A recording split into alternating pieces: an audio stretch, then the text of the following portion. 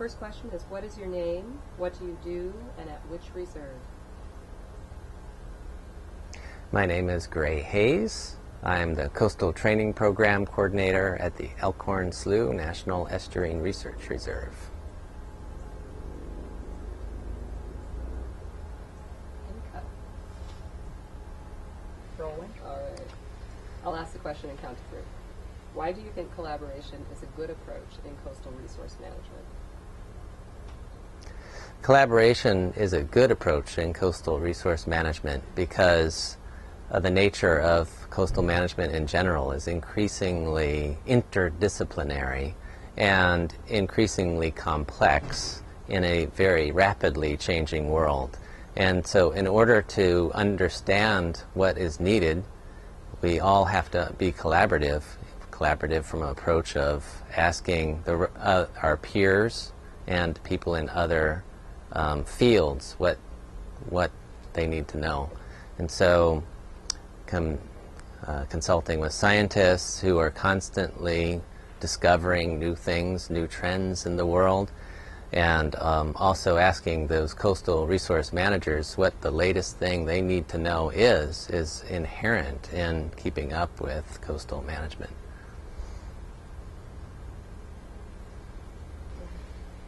And what up? Do you hear me now? I do. Are you picking it up? Do you No, need to stop no. it? What up? Conference? I'm sure nobody's been in there all week. Okay. Why do you think collaboration is a good approach for coastal resource management? On our area of the coast in Central California, we face extreme population pressure, very expensive real estate, and rapid growth. So our coastal resource managers are constantly trying to come to grips with the pressures of human society. For instance, we have a number of rare and endangered species, very extremely endangered ecosystems, processes like wildfire, sea level rise, that the science is changing on how to approach these things all the time. And the pressures from society are changing as well. Just about the time we think we've understood how to approach one of those problems, we get new information or new pressures. So it demands a constant feedback loop from a variety of different experts, policy, in natural sciences, social sciences, to actually tackle these problems well. That was great. I'll ask the question again. What has your professional experience been with collaborative processes? So, as a professional, I've worked with collaborative processes in a variety of ways. As a coastal training program coordinator, my work is grounded in collaborative processes. We constantly ask those decision makers who we're engaged with what information they need and how they would like to receive that information, who they'd like to hear from. And in order to get that information, it often involves speaking with researchers, scientists, and other experts. And we have to work with them to better understand what science there is to deliver to decision makers. And I'll say another thing, I'm also a researcher in grassland ecology. And as a researcher, professional, I often work in a collaborative process to make sure that what I find in ecology is delivered to grassland managers in California. And so that's the broad statement. Specifically, I'm involved with collaborative processes, protecting California's fire-adapted ecosystems, tidal wetlands, grasslands, many times rooted in specific ecosystems because I find people engage well with those. And they're around those systems, that's where the protection policies in California are. That was great. Repeat and everything. Why do you think that collaboration, what has your professional experience been using collaboration? So there are a variety of ways that as a professional I've been involved with collaboration. As a coastal training program coordinator, all of my work is grounded in a collaborative process. speaking with coastal decision makers about what kind of information they need to improve their decision making, and speaking with scientists about what kinds of information is most accurate, best information to transfer to those decision makers, and then working to link those two is really at the core of what the Coastal Training Program does. Specifically, with the Coastal Training Program, I've been involved with processes to better understand and improve management of tidal systems of California's rare grassland communities and the extremely endangered chaparral communities on California's coast. In each of those cases, decision makers are giving us feedback about the information they need to improve their policies and to enforce their policies, and scientists are engaged with research to answer those questions. As a grassland ecologist, I also work in collaborative processes for the last 20 years to make sure the grassland research that I and my team are doing is well transferred to grassland managers and policymakers that protect those rare systems. So as a researcher, I've been involved with many different ways of transferring that information in a collaborative way.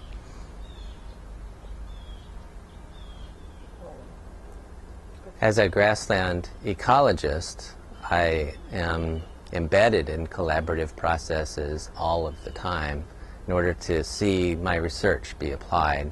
And I generally do this through one methodology that I've found works really well, which is to take ranchers, other grassland researchers, conservation, lands managers, and environmental NGO representatives into the field to where, in areas where my research has taken place, describe what I've seen through the scientific process, and ask them what they've seen in these grasslands in coastal California.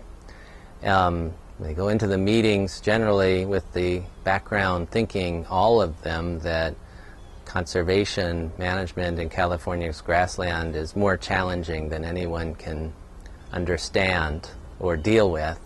And by the end of the meetings, people, having heard each other's perspectives, are empowered. I always root my research in what's possible to achieve at the large-scale level. So when we think about restoring the grasslands in research plots and how that applies at a much larger scale, I must turn to conservation land managers who are used to dealing at larger scales for their perspectives.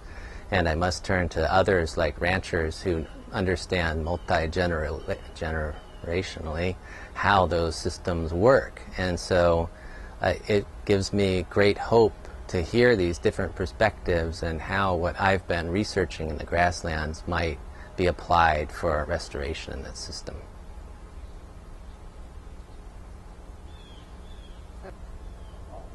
And I'll ask the question again. How has the use of collaboration affected your work? So, as Coastal Training Program Coordinator, collaboration affects my work every time I move forward with the training process. I'd say that in my experience, every time I diverge from understanding the needs of the decision makers before I design a program, those programs have failed. Specifically, I could give you a specific example for collaboration affecting my work with one of the several sensitive species trainings that we operate out of our Coastal Training Program with the threatened California red-legged frog. The species is listed by the federal government, and so whenever anybody goes to affect its potential habitat, there are surveys involved in figuring out whether the species is there or isn't there. Our trainings involve the most published researchers that very well understand the species. These researchers have recommended a survey methodology that involves looking for tadpoles of the species, whereas the permitted methodology historically has been looking for adults of the species. The latest science conflicts with what the highest regulators have recommended. As people have begun, 600 people now understand that they should be looking for tadpoles to be effective at finding the species and then protecting the species habitat when they do find the species. The regulators in the last 2 years have been requiring new permittees to look for tadpoles instead of adults. Through the application of this science, we are now seeing set aside of increased areas for the red-legged frog and its protection.